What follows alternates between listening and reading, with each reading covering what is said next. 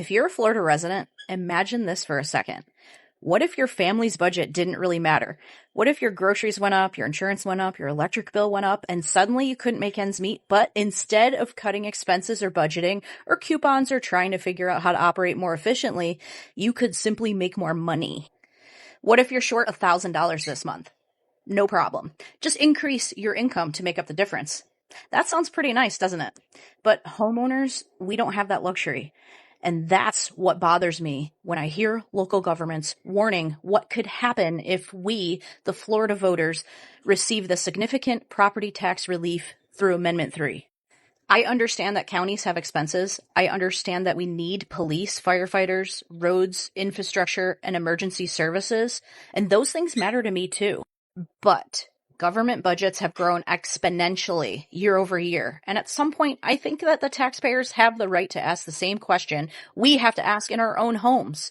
Where can we become more efficient? Because when my household expenses increase, I can't simply just send someone else the bill.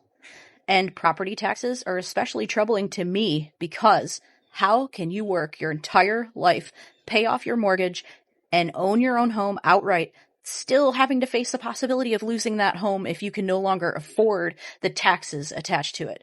That's not right. And think about our seniors that live on fixed incomes. Think about working families whose homeowners insurance, groceries, utilities, and everyday expenses have already skyrocketed. At what point do we say enough is enough? I moved to Florida from New York 21 years ago, a state known for really high property taxes, and I never imagined I would see the day where what I pay here could rival or even exceed what I would have paid up north. And I don't believe the answer has to be eliminating essential services. Let me get that clear. Florida has something millions of other places would love to have: tourism. Millions of visitors come here and use our roads, beaches, parks, and infrastructure. And I believe we should be having a really serious conversation about putting more of the burden on tourism and consumption instead of continually increasing the burden on people simply because they own their own primary residence. A consumption tax would place the burden on those who spend instead of those who don't have the extra to spend. And yes, local governments are warning that Amendment 3 could significantly reduce property tax revenue, and we should listen to that concern. But taxpayers also should be allowed to simultaneously ask the question why the solution always seems to be that homeowners have to pay more.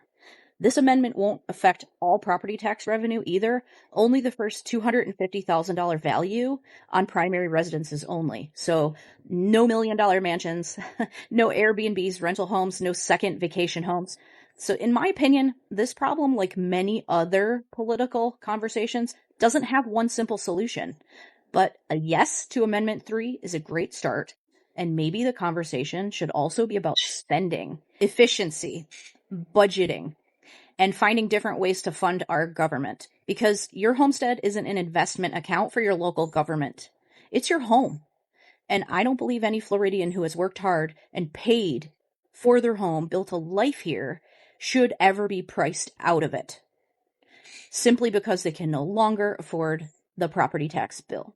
Let me know your thoughts.